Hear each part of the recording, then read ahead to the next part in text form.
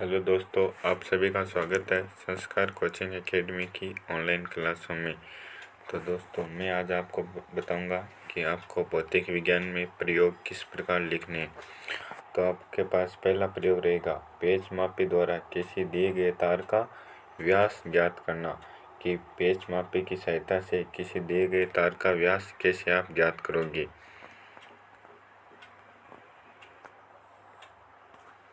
तो आपको पहले उद्देश्य लिखना है और उद्देश्य में आपको लिखना है प्रयोग के करने के उपरांत आप पेच मापी का अल्पतमांक ज्ञात करेंगे। पेच मापी की शून्य त्रुटि ज्ञात कर सकेंगे। पेच मापी द्वारा एक तार का व्यास ज्ञात कर सकेंगे। और आवश्यक सामग्री में लिखना है तार व पेच मापी। और आपको पहले क्या क्या पता होना चाहिए। तो चूड़ी अंतराल क्या होता है। किसी में पेच का चूड़ी अंतराल उसके एक पूर्ण घुमाव में मुख्य पैमाने पर तय की गई दूरी को कहते हैं। अल्पतमांक वृत्ताकार पैमाने के एक भाग को आगे बढ़ाने पर पेच मापी द्वारा मुख्य पैमाने पर तय की गई दूरी को पेच मापी का अल्पतमांक कहते हैं। शून्यांक त्रुटि मापन व इसका निराकरण। यदि पेच मापी के सिरों को मिलाने पर वृत्ताकार व मुख्य पैमाने के शून्य न मिलती हो तो यह यंत्र में शून्यांक त्रुटि होती है। वृत्ताकार पैमाने के कुछ भाग मुख्य पैमाने के शून्य से आगे या पीछे रह जाते हैं। यदि वृत्तीय पैमाने का शून्य मुख्य पैमाने के शून्य से आगे हो तो शून्यांक त्रुटि ऋणात्मक होती है, और यदि इसके विपरीत होने पर शून्यांक त्रुटि धनात्मक होती है। पिछड़ त्रुटि पेच व नट के बीच के घुमाव या समायोजन न होने के कारण वृत्ताकार पैमाने वाले सिरे को घुमाने पर पेच अपने अक्ष में तुरंत चलायमान नहीं हो पाता। इस प्रकार की त्रुटि को पिछड़ त्रुटि कहते हैं। शून्यांक त्रुटि ज्ञात करने या तार के व्यास का मान निकालने के लिए किए सूक्ष्म समायोजन के लिए रेचेट को साधन से पकड़ते हुए आप पेच को आगे बढ़ाएं। आगे आपको चित्र बनाना है ऋणात्मक शून्यांक त्रुटि और धनात्मक शून्यांक त्रुटि। और प्रयोग की विधि लिखनी है। चूड़ी अंतराल मापन। इसके लिए पेच मापी में बने वृत्ताकार पैमाने को कई पूर्ण घुमाव दिए जाते हैं। मुख्य पैमाने पर इसके द्वारा तय की गई दूरी ज्ञात कर ली जाती है। फिर चूड़ी अंतराल निम्नलिखित सूत्र द्वारा ज्ञात किया जाता है। चूड़ी अंतराल बराबर तय की गई दूरी बट्टा पूर्ण घुमाव की संख्या। अल्पतमांक मापन। अल्पतमांक मापन के लिए वृत्ताकार पैमाने पर अंकित भागों की संख्या को नोट कीजिए और निम्न सूत्र द्वारा पेच मापी का अल्पतमांक ज्ञात कीजिए। अल्पतमांक पेच का चूड़ी अंतराल बट्टा वृत्ताकार पैमाने पर बने भागों की संख्या। शून्यांक त्रुटि मापन। पेच मापी के सिरे को मिलाने पर देखें कि वृत्ताकार पैमाने का शून्य मुख्य पैमाने के शून्य से कितना आगे या पीछे। इस संख्या को अल्पतमांक से गुणा करके जाने कि शून्यांक त्रुटि ज्ञात हो सकती है। शून्यांक संशोधन की गणना। शून्यांक त्रुटि का ऋणात्मक मान होता है। शून्यांक संशोधन का शून्यांक माइनस बराबर माइनस शून्यांक त्रुटि। तार के प्रक्षेपित व्यास में शून्यांक संशोधन को बीजगणितीय विधि से जोड़ने पर हमें सही मान प्राप्त हो जाता है। व्यास मापन। इसके लिए पेच को पीछे हटाकर फिर रेचेट द्वारा आगे बढ़ाते हुए तार को पेच मापी के सिरों के बीच इस प्रकार व्यवस्थित करें कि ये दोनों सिरे एक दूसरे को स्पर्श करें। वृत्ताकार पैमाने पर वह निकटतम भाग पड़े जो कि मुख्य पैमाने के संदर्भ रेखा की सीध में हो। अब मुख्य पैमाने की सहायता से पेच के पूर्ण घुमावों की संख्या भी ज्ञात करें। इस प्रकार व्यास का मान निम्नवत ज्ञात किया जा सकता है। प्रतिशत व्यास चूड़ी अंतराल गुणा पूर्ण घुमाव की संख्या प्लस अल्पतमांक गुणा वृत्ताकार पैमाने का पाठ्यांक। तार की लंबाई में विभिन्न स्थानों पर 5 प्रेक्षण ले इनका औसत मान लेकर शून्यांक त्रुटि संशोधन करने पर हमें व्यास का सही मान प्राप्त हो जाएगा। परीक्षण में आपको लिखना है 4 पूर्ण घुमाव में तय की गई रेखीय दूरी अमम में लिखनी है। एक पूर्ण घुमाव में तय की गई रेखीय दूरी, पेच का चूड़ी अंतराल, वृत्ताकार पैमाने पर बने भागों की संख्या। अल्पतमांक पेच का चूड़ी अंतराल, वृत्ताकार पैमाने पर बने भागों की संख्या। शून्यांक त्रुटि क्या क्या आई? औसत शून्यांक त्रुटि, औसत शून्यांक संशोधन। आगे आपको सारणी बनाना है। व्यास के लिए पेच मापी का पाठ्यांक, क्रम संख्या, रेखीय पैमाना, वृत्ताकार पैमाना क्या लिया? प्रक्षेप व्यास बराबर m गुणा चूड़ी अंतराल प्लस n गुणा अल्पतमांक। औसत प्रेक्षित व्यास कितना आया? औसत संशोधित व्यास कितना आया? त्रुटि के स्रोत क्या क्या रहे? शून्यांक त्रुटि ज्ञात करते समय या तार का व्यास करते समय पेच मापी के पेच का अधिक कसा जाना तार को विरूपित कर सकता है, जिससे माप त्रुटिपूर्ण होने की संभावना रहती है। रेचेट शीट्स को घुमाने पर यदि पेच नहीं घूमता तो पेच के दबाव से तार विरूपित हो सकता है। जैसा कि पहले स्पष्ट किया जा चुका है, पिछले त्रुटि के निराकरण के लिए पेच केवल एक ही दिशा में घुमाया जाना चाहिए जबकि अंतिम समायोजन किया जा रहा हो। इस बात पर ध्यान न देने पर बड़ी त्रुटि संभव है। तो आपको दोस्तों ये पॉइंट लिखने हैं अपने प्रैक्टिकल में जो मैंने आपको बताया है। तो अब चलते हैं दूसरे प्रैक्टिकल की ओर। तो आप साथ साथ में स्क्रीनशॉट लेते चलिए ताकि आपको काम करने में कोई दिक्कत न हो। हमारे पास दूसरा प्रयोग रहेगा, गोलाई मापी द्वारा एक अवतल दर्पण की वक्रता त्रिज्या ज्ञात करना। उद्देश्य में आपको लिखना है, गोलाई मापी का अल्पतमांक ज्ञात कर सकते हैं। गोलाई मापी द्वारा गोलीय तलों के उभार या गहराई मापकर उनकी वक्रता त्रिज्या ज्ञात कर सकते हैं।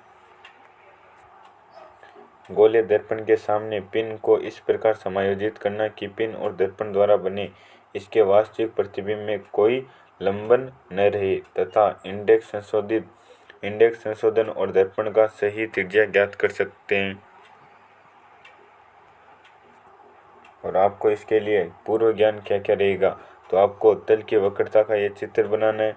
जब गोलाई मापी को किसी गोलीय तल पर इस प्रकार रखा जाता है कि उसके चारों टांगें उस गोलीय तल को स्पर्श करती है तो बीच वाली टांग बाह्य टांगों के तल से थोड़ा दूरी h ऊपर उठी होगी या नीचे उतरी होगी। यह दूरी h गोलाई मापी द्वारा मापी जा सकती है और गोलीय तल की वक्रता त्रिज्या r के साथ इसका संबंध होता है। GH बराबर h, GE बराबर 2r।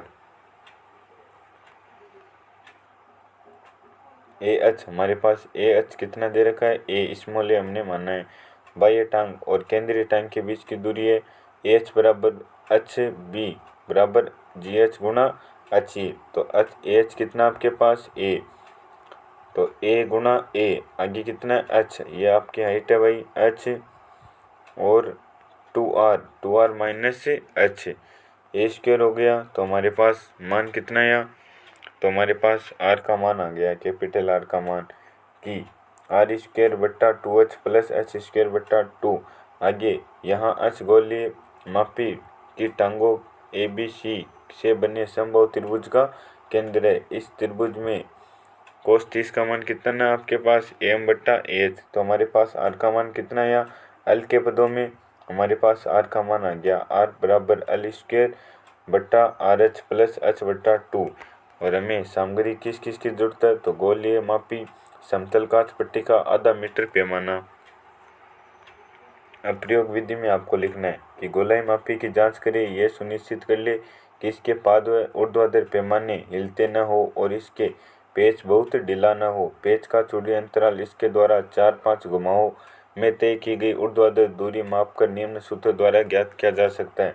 चूड़ी अंतराल बराबर तय की गई दूरी बट्टा पूर्ण घुमावों की संख्या। अल्पतमांक ज्ञात करने के लिए चूड़ी अंतराल को वृत्ताकार पैमाने पर बने भागों की कुल संख्या से विभाजित कर दे। अल्पतमांक बराबर पेच का चूड़ी अंतराल बटा वृत्ताकार पैमाने पर भागों की संख्या। आगे दिए गए अवतल दर्पण को दृढ़ता पूर्वक क्षैतिज समतल में रखें और इस पर गोलाई मापी को रखते हुए गोलाई मापी के केंद्रीय पाद को इस प्रकार समायोजित करें कि वह तल को स्पर्श करे। इस स्थिति में गोलाई मापी के चारों पाद अवतल दर्पण के तल को स्पर्श करे। पिछले त्रुटि को कम करने के लिए जब केंद्रीय पाद दर्पण तल के बहुत पास हो तो धीरे धीरे बढ़े, केंद्रीय पाद के तल को स्पर्श करते ही रुक जाए। इस स्थिति में केंद्रीय पाद को थोड़ा आगे बढ़ाने पर केंद्रीय पाद पर ही गोलाई मापी टिका रहता है, वह घूर्णन के लिए उद्यत होता है। और गोलाई मापी का आपको चित्र बनाना है कि गोलाई मापी का आपके पास ये चित्र रहेगा। ऊर्ध्वाधर मुख्य पैमाने का पर पाठ्यांक ले व वृत्ताकार पैमाने का वह पाठ्यांक ले जो कि मुख्य पैमाने के किसी भाग से मिलता हो। इस प्रकार पूर्ण पाठ्यांक प्राप्त हो जाएगा। 7वां पॉइंट रहेगा, अतः आप गोलाई मापी को एक समतल कांच पट्टिका में रखें व ये ज्ञात करें कि केंद्रीय पाद को पट्टिका के तल से स्पर्श कराने के लिए कितने घुमाव पूर्ण करने पड़ते हैं। पूर्ववर्ती पाठ्यांक से इसके अंत द्वारा अच का मान ज्ञात करें। 8वां पॉइंट, गोलाई मापी को हल्के दबाव के साथ अभ्यास पुस्तिका में रखें। इसके बाह्य पेची की नोकें इस पृष्ठ पर चिन्हित हो जाएगी। दो चिन्हों के प्रत्येक जोड़े के बीच की दूरी ज्ञात करें व उनका औसत मान निकालें। इससे अल का मान प्राप्त हो जाएगा। आगे परीक्षण में गोलाई मापी के लिए सारणी पूर्ण घुमाव में तय की गई दूरी, ऊर्ध्वाधर दूरी, पूरे चक्कर में तय की ऊर्ध्वाधर दूरी, पेच का चूड़ी अंतराल, वृत्ताकार पैमाने पर बने भागों की संख्या, अल्पतमांक पेच का चूड़ी अंतराल बट्टा वृत्ताकार पैमाने पर बने भागों की संख्या। आगे आपको सारणी बनानी है, तो सारणी में अवतल दर्पण और कांच की पट्टिका, क्रम संख्या, मुख्य पैमाना लिखना है, वृत्ताकार पैमाना, कुल पाठ्यांक और कांच की पट्टिका का मुख्य पैमाना, वृत्ताकार पैमाना और कुल पाठ्यांक। आगे माध्य क्या निकाला आपने, औसत कितना निकाला, तो आपको वो आंसर लिखना है कि आपके पास माध्य कितना है। एच दर्पण का कुल माध्य पाठ्यांक माइनस कांच पट्टिका का कुल माध्यक पाठ्यांक कितना रहा। गोलाई मापी के पदों को हल्के दबाव के साथ अभ्यास पुस्तिका में नोट में रखने पर बने त्रिभुज के दो पदों के बीच की क्षैतिज दूरी कितनी है वो आपको लिखनी है और माध्य कितना है। आगे आपको गणना व परिणाम करने। गोलाई मापी द्वारा दर्पण की वक्रता त्रिज्या का मान निम्न सूत्र से ज्ञात किया जाता है, तो R बराबर L स्क्वायर बट्टा RH प्लस H बट्टा 2 और आंसर है आपका सेंटीमीटर में। और हमारे पास त्रुटि के स्रोत, हमें क्या क्या त्रुटि हो सकती थी, तो गोलाई मापी द्वारा हम दर्पण के अग्र पृष्ठ की वक्रता त्रिज्या निकालते हैं जबकि दर्पण का पृष्ठ तल चमकीला होता है। चूंकि L काफ़ी छोटा है, इसके मापन में हुई त्रुटि से परिणाम में बहुत अधिक प्रतिशत त्रुटि का समावेश हो जाएगा। प्रतिशत त्रुटि का निराकरण केवल गोलाई मापी के भार से संभव है। चूंकि यह काफ़ी हल्का है, इसीलिए इसके द्वारा प्रतिशत त्रुटि का केवल आंशिक संशोधन ही करना संभव है। तो आपको ये पॉइंट लिखने दोस्तों जो मैं आपको बता रहा हूँ। अब चलते हैं अगले प्रयोग में। तो अगला प्रयोग आपके पास रहेगा, साधारण लोलक के न्यून आयामी दोलनों के लिए आवर्तकाल ज्ञात कीजिए व लोलक की लंबाई व आवर्तकाल के वर्ग के बीच लेखाचित्र बनाकर सेकंड लोलक की लंबाई ज्ञात कीजिए। तो आपका पहला पॉइंट रहेगा उद्देश्य। उद्देश्य में आपको लिखना है, एक निलंबन बिंदु से एक साधारण लोलक को लटकाकर तथा इसे स्वतंत्र दोलन करवाकर इसके आवर्तकाल का मापन ज्ञात कर सकेंगे। निलंबित अवस्था में लोलक की लंबाई ज्ञात कर सकेंगे। लोलक की लंबाई व समय अंतराल के वर्ग के बीच लेखाचित्र खींचकर सेकंड लोलक की लंबाई ज्ञात कर सकेंगे। इस तथ्य से परिचित हो जाएंगे कि सेकंड लोलक की लंबाई अलग अलग स्थानों में अलग अलग होती है। यह बात जान जाएंगे कि लंबाई में वृद्धि के साथ आवर्तकाल में वृद्धि होती है और आवर्तकाल लंबाई के अनुक्रमानुपाती न होकर लंबाई के वर्गमूल का अनुक्रमानुपाती होता है। और आवश्यक आपको पूर्व ज्ञान क्या क्या होना चाहिए। साधारण लोलक में एक छोटे परंतु भारी लोलक B को एक हल्के व अत्यंत धागे S की सहायता से एक दृढ़ बिंदु से लटकाया जाता है। साम्य स्थिति में धागा ऊर्ध्वाधर होता है। दोलन करने की स्थिति में दोनों का आयाम धागे द्वारा ऊर्ध्वाधर स्थिति से बनाए गए अधिकतम कोण व दोलक का अधिकतम क्षैतिज विस्थापन है। इसका आवर्तकाल T जो कि एक दोलन करने में लिया गया समय, इसकी लंबाई यानी निलंबन बिंदु से गोलक B के गुरुत्वीय केंद्र के बीच की दूरी पर निर्भर करता है। T समानुपाती होता है रूट L, यानी T का स्क्वायर समानुपाती होगा L के। तो आप स्क्रीनशॉट लेकर चलिए साथ में। अतः टी स्क्वायर और एल के बीच खींचा गया लेखा चित्र मूल बिंदु से गुजरने वाली रेखा है। यहाँ इस बात का ध्यान रखना है कि बहुत अधिक आयाम वाले दोलनों के लिए आवर्तकाल दोलन आयाम बढ़ने के साथ बढ़ता है, परंतु न्यून आयामी दोलनों के लिए आवर्तकाल अचर रहता है। और आपको ये चित्र आपको कॉपी में बनाने हैं, दोनों के दोनों।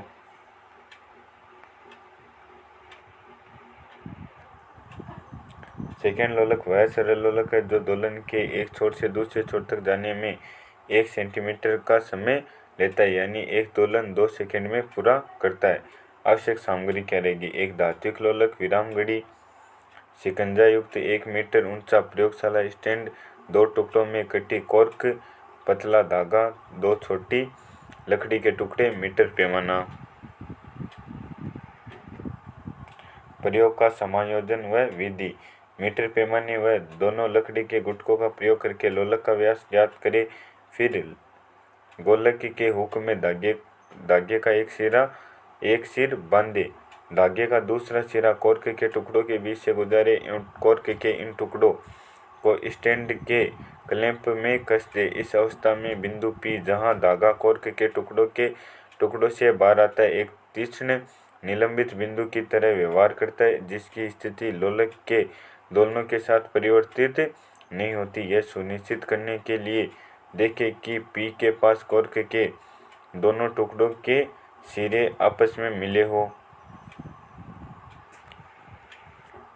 तीसरा पॉइंट रहेगा प्रथम प्रेक्षण समूह के लिए लोलक की लंबाई 125 सेंटीमीटर समायोजित करें। यह लंबाई मुख्य आधार अक्ष से निलंबन बिंदु P तक मापी जानी चाहिए। चित्र 4.2 में देखिए। एल का मान प्राप्त करने के लिए लंबाई PH में गोलक का अर्धव्यास से जोड़ें। एल लंबाई PH गोलक को धागे पर लटकाकर ही मापे, क्योंकि गोलक के भार के कारण धागे की लंबाई में वृद्धि हो सकती है। स्टैंड को मेज के सिरे के पास इस प्रकार समायोजित करें कि लोलक का धागा मेज के सिरे के आगे स्वतंत्रतापूर्वक लटकता रहे। सफ़ेद कागज की एक पट्टी मेज के सिरे की ऊर्ध्वाधर सतह पर चिपकाकर इस पर एक ऊर्ध्वाधर रेखा खींचे और स्टैंड को पुनर्समायोजित कर धागे को इस ऊर्ध्वाधर रेखा के समांतर इस प्रकार लटकने दें कि सामने से देखने पर रेखा धागे के पीछे छिप जाए। गोलक को मध्य स्थिति से थोड़ा सा एक और हटाकर छोड़ दे ताकि ये 4 डिग्री से कम आयाम वाले दोलन करे। बिंदु P की मेज से ऊंचाई 60 सेंटीमीटर से अधिक नहीं होनी चाहिए। तो आपको ये 2 चित्र बनाने हैं और ये इसका ग्राफ बनाना है कि आपने क्या किया। आगे चौथा पॉइंट है विराम घड़ी की सहायता से लोलक के 20 दोलनों का समय ज्ञात करें। दोलन गिनती करते समय जब धागा मध्य स्थिति से किसी एक दिशा में जाने लगे तो शून्य से गणना शुरू करें और विराम घड़ी को शुरू कर दे। 20वीं बार जब धागा मध्य स्थिति को पार करने लगे तो विराम घड़ी को बंद कर दे। गणना में गलती की संभावना से बचने के लिए कम से कम 3 परीक्षण ले। अब एक दोलन का समय T ज्ञात करें। लोलक की लंबाई कम करके 1-4 तक के पद दोहराएं और इस प्रकार तब तक प्रेक्षण ले जब तक कि धागे की लंबाई 20 सेंटीमीटर न रह जाए। प्रत्येक लंबाई के लिए टी स्क्वायर के मान की गणना करें। टी स्क्वायर और एल में लेखाचित्र बनाएं। लेखाचित्र T2 बराबर 4 एस स्क्वायर के सापेक्ष एल का मान पढ़ें। आगे परीक्षण व आंकड़े आपके पास क्या क्या है उनका विश्लेषण। तो गोलक का व्यास क्या रहा, माध्य व्यास, गोलक का अर्धव्यास कितना है। आगे आपको सारणी बनानी है। तो दोलन काल का मापन, अनुक्रमांक लिखना है, लंबाई लिखनी है, PH और L बराबर क्या होता है PH प्लस R। 20 दोलनों का समय 1, 2, 3 और माध्य, इनका माध्य निकालना है। यहाँ पर आपका टाइम पहला टाइम रहेगा, यहाँ पर दूसरा टाइम रहेगा। टी स्क्वायर और एल के बीच खींचे गए लेखा चित्र से टी स्क्वायर बराबर 4s स्क्वायर के सापेक्ष एल का मान सेंटीमीटर में निकालना है। आगे परिणाम में आपको क्या लिखना है। टी स्क्वायर और एल के बीच लेखा चित्र में मूल बिंदु से होकर जाने वाली एक ऋजु रेखा है, अतः टी स्क्वायर टी समानुपाती है रूट एल स्क्वायर के। प्रयोग के स्थान पर सेकेंड लोलक की लंबाई लेखा चित्र से गणना से सेकेंड लोलक के लिए टी बराबर 2 सेकेंड ले और प्रयोग के स्थान पर जी गुरुत्वाकर्षण गुरुत्व जनित त्वरण का मान मानक भौतिक नियतांक सारणी से नोट करें। अब त्रुटि के स्रोत क्या क्या रहेंगे, आपसे क्या क्या गलतियां हो सकती है, आपको क्या क्या सावधानियां रखनी है। यदि आलम्बन सतह सुदृढ़ न हो तो लोलक के दोलन के समय निलंबन बिंदु क्षैतिज गति कर सकता है, इससे आवर्तमाल मापन प्रभावित हो सकता है। धागे की प्रत्यास्थता के कारण लोलक की लंबाई मापन में त्रुटि हो सकती है। तो आपको ये पॉइंट लिखने हैं दोस्तों। आगे हमारे पास प्रयोग रहेगा सदिशों के समांतर चतुर्भुज के नियम द्वारा किसी वस्तु का भार ज्ञात करना। तो उद्देश्य में आपको लिखना है 3 बलों के अंतर्गत एक बिंदु को संतुलित कर सकेंगे, डोरी में तनाव पहचान सकेंगे, ये जान सकेंगे कि गुरुत्व के प्रभाव से वस्तु हमेशा ऊर्ध्वाधर लटकती है, भार को पृथ्वी द्वारा किसी वस्तु पर लगाए गए बल के रूप में जान सकेंगे, ये जान सकेंगे कि किसी वस्तु के ऊपर लगे कई बलों के समतुल्य बल हो सकता है कि जिनका मान सभी बलों में परिणाम के बराबर होता है। और आपको ज्ञान रखना आवश्यक। आवश्यक ज्ञान आपको क्या क्या आवश्यक ज्ञान में आपको क्या क्या लिखना है। आपको लिखना है न्यूटन के तृतीय नियम के अनुसार एक वस्तु को आलंबन प्रदान करने वाली डोरी का तनाव वस्तु के भार के बराबर होता है। और ये आपको चित्र बनाने हैं। आगे न्यूटन का तीसरा नियम है किसी द्रव्यमान वस्तु का भार mg होता है तो डोरी में तनाव F1 बराबर mg। एक स्थिर पुली केवल बल की दिशा में परिवर्तन करती है, उसके मान में नहीं। बल सदिश होने के कारण अंकगणित विधि द्वारा योज्य नहीं है। परिणामी बल वह एक एकल बल है जो वस्तु पर लगने वाली सभी बलों के तुल्य प्रभाव पैदा करता है। एक वस्तु संतुलन की अवस्था में कही जाती है यदि उस पर कार्यकारी परिणामी बल क्या हो, शून्य हो। सदिशों के समांतर चतुर्भुज का नियम। यदि किसी बिंदु पर कार्यरत दो बल के परिणाम व दिशा समांतर चतुर्भुज की आसन भुजाओं द्वारा निरूपित किया जा सके तो उसके परिणामी बल के परिणाम व दिशा को उस बिंदु से खींचे गए विकर्ण द्वारा निरूपित किया जाता है। और ये आपको चित्र बनाने हैं और आपको ये सूत्र व्युत्पत्त करना है।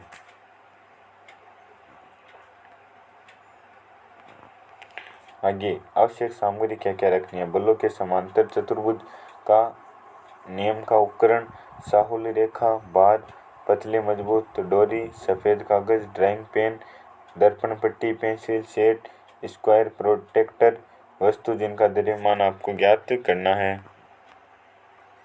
अब प्रयोग विधि में आपको क्या लिखना है। तो पहला पॉइंट, ग्रेवसेंड के उपकरण के पट को ऊर्ध्वाधर रखते हुए दृढ़ आधार में समायोजित करें, साहुल रेखा द्वारा इसकी जांच करें।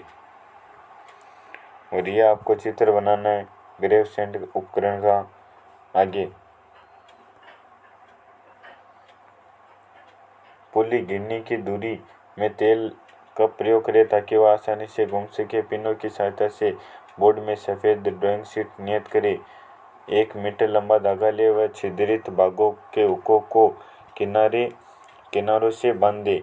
धागे को दोनों पुलियों के ऊपर से गुजारे ताकि हैंगर बिना बोर्ड या जमीन को स्पर्श किए स्वतंत्रता पूर्वक लटके रहे। 50 सेंटीमीटर लंबा धागा काटे। वस्तु को जिसका भार ज्ञात करना है धागे से बांधे। धागे के दूसरे सिरे को 1 मीटर धागे के केंद्र बिंदु A पर नियत करें। 3 भारों का समायोजन इस प्रकार करें कि संधि साम्य अवस्था में पेपर के बीच मध्य से थोड़ा नीचे रहे। 3 कार्यकारी बल निम्नवत रहेंगे।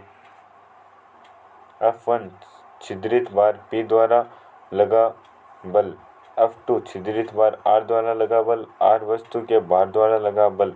F1 बराबर रहेगा P के प्लस हैंगर का भार, R2 बराबर रहेगा R छिद्रित बार प्लस हैंगर का भार।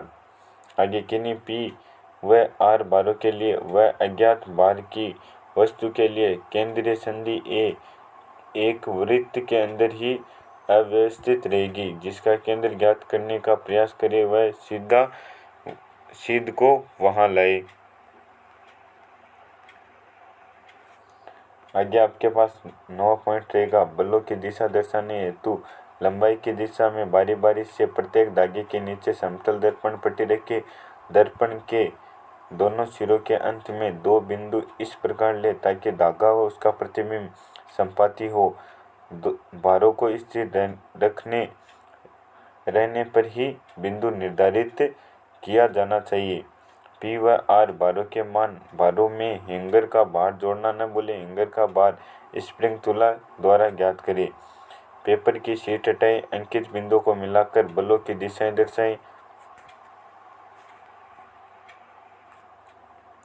बलों को दर्शाने के लिए एक उचित पैमाने का प्रयोग करें ताकि एक बड़ा समांतर दर्शाए ताकि AB बराबर हो Q/N व AB बराबर हो P/N। इस प्रकार यहाँ N ग्राम भार को 1 सेंटीमीटर द्वारा दर्शाए गए N का चयन इस प्रकार किया जाना चाहिए ताकि समांतर चतुर्भुज पेपर के अंदर समा जाए।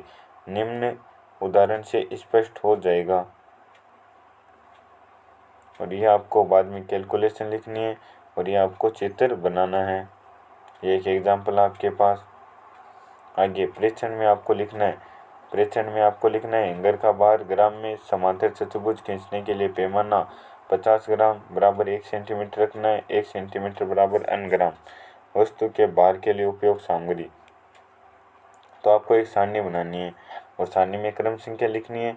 बल खांचेदार भाग प्लस हैंगर का तो P और R। कर्ण AC y सेंटीमीटर में कितना या परिणामी बल कितना या और दी गई वस्तु का भार। आगे औसत भार निकालना है ग्राम में। परिणाम आपको लिखना है एक दी गई वस्तु का भार ग्राम में जो आपके पास आया सदिश समांतर चतुर्भुज नियम से।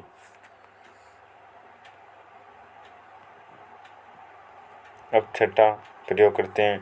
तो छठा प्रयोग में आपको उद्देश्य लिखना है। छठा प्रयोग क्या आपके पास ऊष्मामापी व वातावरण के बीच तापांतर तथा प्रशीतन समय के बीच लेखा चित्र खींचकर न्यूटन के प्रशीतन नियम का अध्ययन करना।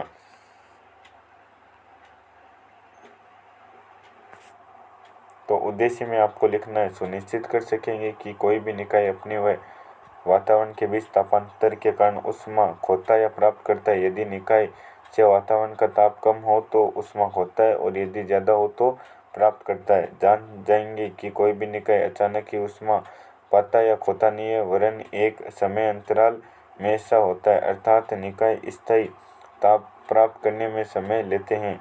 जान जाएंगे कि कमरे का तापक्रम काफ़ी लंबे समय तक स्थिर रहता है।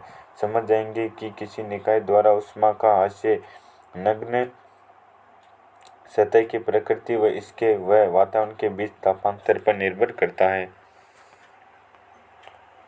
और आपको पूर्व ज्ञान में ये लिखना है कि आपको न्यूटन का शीतलन नियम बताना है कि न्यूटन का शीतलन नियम क्या होता है। आपको ये फॉर्मूले बताने हैं। तो आप स्क्रीनशॉट ले लीजिए और अपनी कॉपी में इन्हें लिखना है। आगे आवश्यक सामग्री। तो आवश्यक सामग्री में आपके पास विलोडक के साथ ऊष्मामापी आधा डिग्री अंशांकन वाला तापमापी विराम घड़ी ऊष्मा देर वाली युक्ति पानी तेल सरसों का या कोई अन्य लगभग 100 मिलीलीटर अंदर व बाहर काला किया हुआ बड़ा धातु।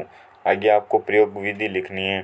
तो प्रयोग विधि का आपको कम से कम जो आप करें वही आपको लिखना है और आपको चित्र बनाना है। तो आप स्क्रीनशॉट लेकर चलिए दोस्तों ताकि आपको कोई दिक्कत ना हो। और आगे आपको चित्र बनाना है और प्रयोग विधि आपको जारी रखनी है। आगे आपको प्रेक्षण का कॉलम बनाना है यानी प्रेक्षण में आपको मापी का अल्पतमांक लिखना है। विराम घड़ी का अल्पतमांक। प्रयोग से प्रारंभ में तापमान। प्रयोग के अंत करने का तापमान। कमरे का औसतन तापमान आपके पास क्या रहेगा। आगे आपको सारणी बनानी है। तो सारणी में आपको विभिन्न समय पर तापमान। तो समय t मिनट में जल का तापमान क्या था, तेल का तापमान और दोनों का अंतर कितना था और वापिस दोनों का अंतर क्या था, दो परीक्षण किए थे आपने। आगे लेखा चित्र में आपको क्या बनाना है, ग्राफ बनाना है, और शीतलन वक्र कहते हैं। इस वक्र जो आप ग्राफ बना रहे हो उसे क्या कहते हैं भाई, शीतलन वक्र कहते हैं।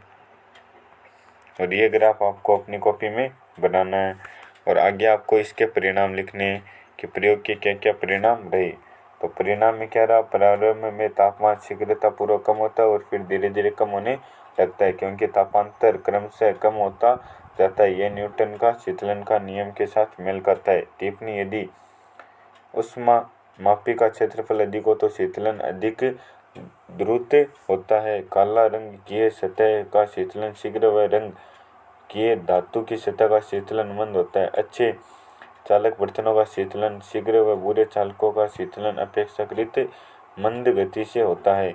एक प्रकल्प के रूप में आप अपने उपकरणों में सामान्य परिवर्तन करके इन तथ्यों की सत्यता की जांच कर सकते हैं। आगे आपको सावधानियां लिखनी है, तो कम से कम आपको 3 सावधानियां तो लिखनी है। समान शीतलन के लिए जल या तेल को विलोडित करें। प्रयोग के स्थान से किसी अन्य ऊष्मा के स्रोत को दूर रखें ताकि कमरे का तापमान स्थिर रहे। यदि ऊष्मामापी दोहरी दीवार वाला न हो तो कमरे में वायु का प्रवाह बंद करें। और ये आपको नहीं लिखना है दोस्तों कि आपने इस प्रयोग में क्या क्या सीखा है।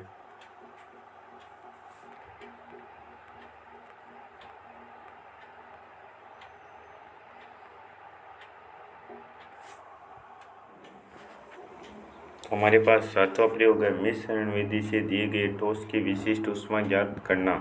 तो आपको पहले प्रैक्टिकल फाइल में प्रयोग का नाम लिखना है और बाद में उद्देश्य लिखना है। उद्देश्य में आपको 3-4 पॉइंट लिखने हैं जो आप प्रयोग करने के बाद जान जाएंगे। तो ये पॉइंट आपको लिखने हैं, पहला पॉइंट, दूसरा, तीसरा, चौथा, पाँचवा, ये 5 पॉइंट आपको उद्देश्य में लिखना है। तो दोस्तों आप स्क्रीनशॉट ले लीजिए ताकि आपको प्रैक्टिकल फाइल बनाने में कोई दिक्कत न हो, आप आसानी से अपना काम कर सके। आगे आवश्यक पूर्व ज्ञान, आपको क्या क्या आवश्यक पूर्व ज्ञान होना चाहिए। तो विशिष्ट ऊष्मा किसे कहते हैं ये आपको पता होना चाहिए। आगे आपको ये 2-4 फॉर्मूले दिए हुए हैं, यानी खोई गई ऊष्मा, प्राप्त की गई ऊष्मा, ये क्या होती है आपको पता होना चाहिए। आगे मिश्रण विधि के बारे में आपको पता होना चाहिए कि मिश्रण विधि क्या होती है। आगे आपको दूसरी हेडिंग लगानी है, आवश्यक सामग्री, कि आवश्यक सामग्री आपको क्या क्या रखनी है। तो आपको कम से कम 5-6 आवश्यक सामग्रियाँ लिखनी है। आगे प्रयोग विधि लिखनी है, आप जो प्रयोग कर रहे हो उसकी विधि लिखनी है। तो आपको इसके भी 5-10 पॉइंट लिखने हैं और इसमें आपको चित्र बनाना है।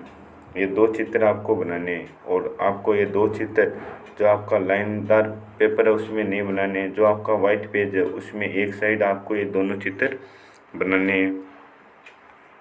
आगे तो ये आपको प्रयोग विधि में ये पॉइंट आपको लिखने हैं। आगे प्रेक्षण लिखना है कि आपके पास प्रयोग के बाद क्या क्या प्रेक्षण आपको प्राप्त हुए। तो अल्पतमांक प्राप्त हो रहा है, द्रव्यमान प्राप्त हो रहा है और आपके पास तापांतर कितना आ रहा है वो आपको लिखना है। आगे कैलकुलेशन लिखना है, गणना लिखनी है। आपको क्या लिखना है, कैलकुलेशन, गणना। तो आपको फॉर्मूला पता होना चाहिए और आपने क्या क्या कैलकुलेशन लिए वो आपको करनी है। आगे टिप्पणी लिखनी है आपको इस पर कैलकुलेशन के बाद, और हमने क्या समझा ये आपको नहीं करना है, ये आपको बिल्कुल भी नहीं करना है अपने प्रैक्टिकल फाइल में। आगे चलते हैं दूसरे प्रैक्टिकल की ओर कि आपका अगला प्रैक्टिकल क्या रहेगा। तो हमारा 8वां प्रैक्टिकल रहेगा, किसी कुंडली कमाने पर लगाए गए भार में वृद्धि करके संगत लंबाई वृद्धि मापिए। भार लंबाई वृद्धि ग्राफ बनाकर इस स्प्रिंग कमाने का स्प्रिंग नियतांक ज्ञात कीजिए। तो पहले आपको उद्देश्य लिखना है और उद्देश्य में आपको ये 4 पॉइंट लिखने हैं। आगे आपको आवश्यक पूर्व ज्ञान, क्या आपको पहले पता होना चाहिए प्रयोग के बारे में। तो हुक का नियम आना चाहिए आपको, और आपको ये आपको फॉर्मूला आना चाहिए। आगे आवश्यक सामग्री में आपको ये सामग्री लिखनी है कि ये सामग्री हमें प्रयोग के दौरान चाहिए।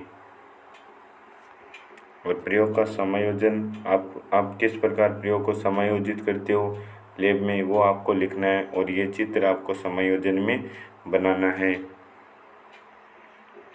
आगे प्रयोग की विधि लिखनी है कि आप प्रयोग की विधि क्या रखते हो। तो आपके पास प्रयोग की विधि में आपको ये पॉइंट लिखने हैं। आप स्क्रीनशॉट ले लीजिए ताकि आपको कोई दिक्कत ना उतारने में। आगे ये 2 ग्राफ बनाने हैं आपको और ये आपको वाइट पेज में बनाने हैं। आगे प्रेक्षण एवं न्यास विश्लेषण में आपको ये सारणी बनानी है, ये आपको प्रेक्षण सारणी बनानी है। आगे लेखा चित्र का ढाल कितना है वो निकालना है आपको और स्थिरांक निकालना है। प्रयोग के परिणाम क्या रहे, तो आपको ये प्रयोग के परिणाम में ये पॉइंट लिखने हैं। आगे त्रुटि के स्रोत, कि आपके पास क्या त्रुटि हो सकती थी, यानी सावधानियां लिखनी है आपको, तो ये एक सावधानी आपको लिखनी है। आगे ये आपको नहीं करना है कि देखिए आपने क्या समझा, ये आपको अपने प्रैक्टिकल फाइल में नहीं करना है। अगला प्रयोग, तो अगला प्रयोग रहेगा आपके पास, किसी ब्यूरेट में भरे पानी के आयतन का 1/2, 1/4, 1/8 इत्यादि भाग खाली करने में लगे समय का मान ज्ञात कीजिए। ब्यूरेट में बचे जल के आयतन और उतनी आयतन खाली करने में लगे समय के बीच एक रेखा चित्र बनाइए। रेखा चित्र द्वारा दिखाई गई कि जल निर्गम आंशिक दर प्रतिपल समान रहती है और इस प्रकार रेडियोधर्मिता के साथ इस प्रक्रिया की समानता दर्शानी है। तो ये हमारे पास टॉपिक रहेगा, इसमें आपको ये 4 पॉइंट लिखने हैं और आपको आवश्यक पूर्व ज्ञान, प्रैक्टिकल के पहले आपको क्या ज्ञान होना चाहिए वो आपको लिखना है। तो ये पॉइंट आपको आवश्यक पूर्व ज्ञान में लिखना है और ये चित्र अपने प्रैक्टिकल फाइल में आपको बनाना है। आगे हेडिंग लगानी है आवश्यक सामग्री, कि आपको क्या क्या सामग्री चाहिए उस दौरान, तो ये आपको सामग्री में लिखना है। और प्रयोग का समायोजन, कि आप किस प्रकार प्रयोग को समायोजित करते हो, और ये चित्र आपको प्रयोग के समायोजन में बनाना है। आगे प्रयोग की विधि लिखनी है, कि आप किस प्रकार प्रयोग करते हो, उसके स्टेप बाय स्टेप आपको पॉइंट लिखने हैं कि आपने क्या क्या किया। और ये आपको एक ग्राफ बनाना है और ये ग्राफ आपको बाजार से जो ग्राफ आता है वो लेकर आ जाइए, उसमें बनाना है और अपने प्रैक्टिकल फाइल में चिपकाना है। आगे ये प्रयोग विधि के पॉइंट है जो आपको लिखने हैं आगे। तो यहाँ पर प्रयोग विधि आपकी समाप्त होती है, आगे प्रेक्षण लिखने हैं और प्रेक्षण सारणी बनानी है आपको। क्या बनानी है, प्रेक्षण सारणी, और एक न्यास विश्लेषण करना आपको कि विश्लेषण क्या रहे प्रयोग के, उसमें भी आपको एक सारणी बनानी है और सारणी के कॉलम ये रहेंगे आपके पास, ये कॉलम बनाने हैं और इससे आपको कैलकुलेशन लिखनी है सारणी में। आगे परिणाम, कि आपके पास क्या परिणाम है, नतीजा क्या है आपके पास, अर्ध आयु कितनी आई वो आपको लिखना है। आगे त्रुटि के स्रोत या फिर सावधानियाँ, क्या क्या आपको सावधानियाँ लिखनी है, तो कम से कम 2 या 4 सावधानियाँ आपको लिखनी है, यहाँ पर 2 या आपको सावधानियाँ लिखनी होगी। आगे चलते हैं अगले प्रयोग की ओर। ये खंड भी आपको नहीं करना है, आपको केवल एक ही प्रैक्टिकल करना है इसमें।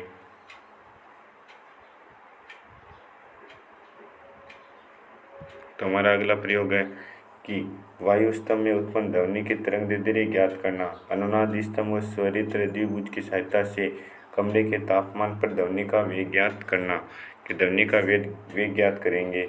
तो उद्देश्य में आपको ये 4 पॉइंट लिखने और आवश्यक पूर्व ज्ञान, कि आपको आवश्यक पूर्व ज्ञान क्या होना चाहिए, तो उसमें ये आपको लिखना है भाई, और ये आपको चित्र अपने वाइट पेज में बनाना है। आगे ये आपको प्रयोग आपको आवश्यक पूर्व ज्ञान में लिखना है कि आपको क्या क्या ज्ञान होना चाहिए। तो आप स्क्रीनशॉट ले लीजिए ताकि आपको उतारने में कोई दिक्कत न हो। आवश्यक सामग्री लिखनी है कि आपके पास क्या क्या सामग्री की आवश्यकता होगी। प्रयोग विधि लिखनी है, आप जो प्रयोग कर रहे हैं उसकी विधि आपको लिखनी है और ये चित्र आपको अपनी कॉपी में अपने प्रैक्टिकल फाइल में बनाना होगा और ये प्रयोग विधि के आपके पास पॉइंट रहेंगे। तो आप स्क्रीनशॉट ले लीजिए। आगे हमें कम से कम ये 9 पॉइंट लिखने हैं और प्रेक्षण, आगे प्रेक्षण सारणी बनानी है और वायु का तापमान कितना है, वो क्रम संख्या, स्रोत, अनुनाद आवृत्ति, अनुनाद की प्रथम स्थिति तथा अनुनाद की द्वितीय स्थिति। आगे आपको कैलकुलेशन करनी है, गणनाएं कि आपके पास क्या क्या गणनाएं रही, आपने क्या क्या गणनाएं की, कैसे इसका मान निकाला, वो आपको आना चाहिए। आगे परिणाम, प्रयोग के परिणाम क्या रहे, तो ध्वनि तरंगों की तरंग दैर्ध्य कितनी वो लिखनी है आपको, प्रतिशत त्रुटि कितनी थी। आगे चलते हैं अगले प्रयोग की ओर। तो हमारा अगला प्रयोग रहेगा, एक अनुनाद में प्रथम और द्वितीय अनुनाद की स्थितियां उत्पन्न करके जो स्वरित्र द्विभुजों की आवृत्तियों की तुलना करना। आगे आपको उद्देश्य लिखना है कि आपका ये उद्देश्य आपका रहेगा, तो आपको उद्देश्य में ये पॉइंट लिखने हैं। आगे आवश्यक पूर्व ज्ञान कि आपको प्रयोग से पहले क्या क्या ज्ञान होना चाहिए इस प्रैक्टिकल के बारे में, तो वो आपको लिखना है। आवश्यक सामग्री कि हमें ये सामग्री की आवश्यकता है, ये आपको लिखनी है।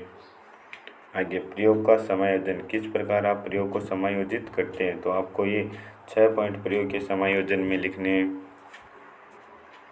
आगे आपको प्रेक्षण सारणी बनानी है कि हमारे पास प्रेक्षण सारणी रहेगी।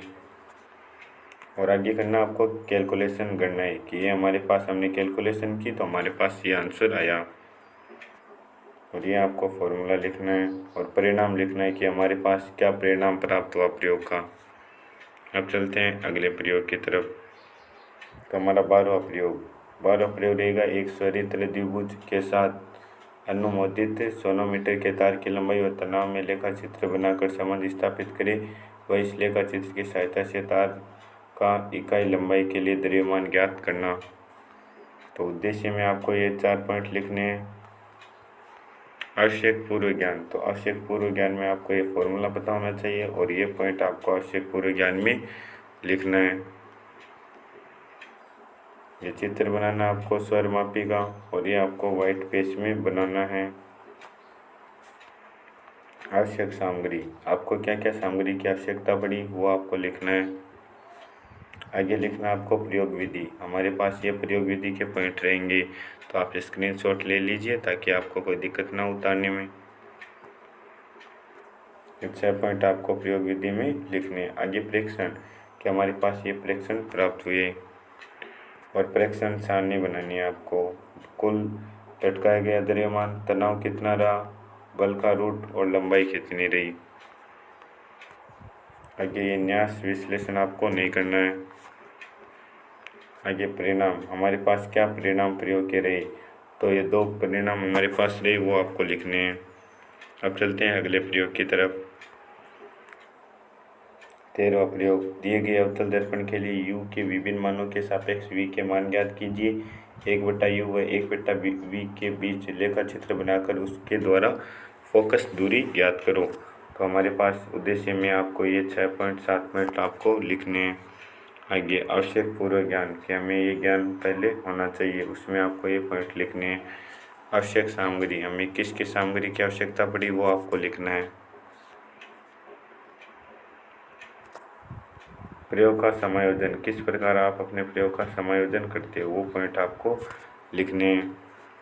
और आगे आपको ये चित्र बनाना है, ये चित्र आपको व्हाइट पेज में बनाना है दोस्तों।